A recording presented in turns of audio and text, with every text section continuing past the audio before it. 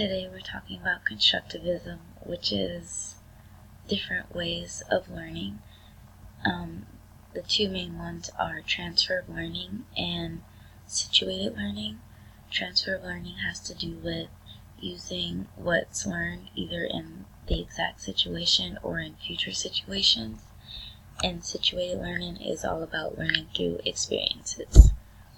So in our story, we have Aiden, who is a valuable team member to the crew, and he is using what he learned from Captain Aaron to find and complete a mission.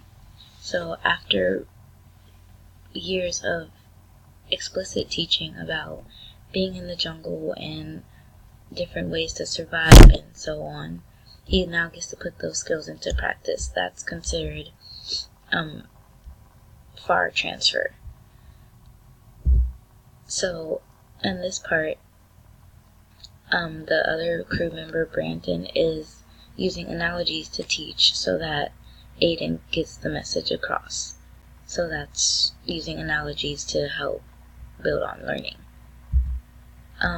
You would consider this story a situated learning because he's learning through experiences what to do and what not to do, and he has to use what he already knows and what he learned to solve the problem and find the eggs that he's looking for.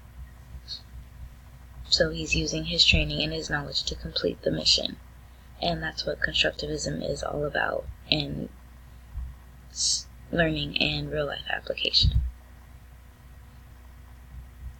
And here's just more of the story.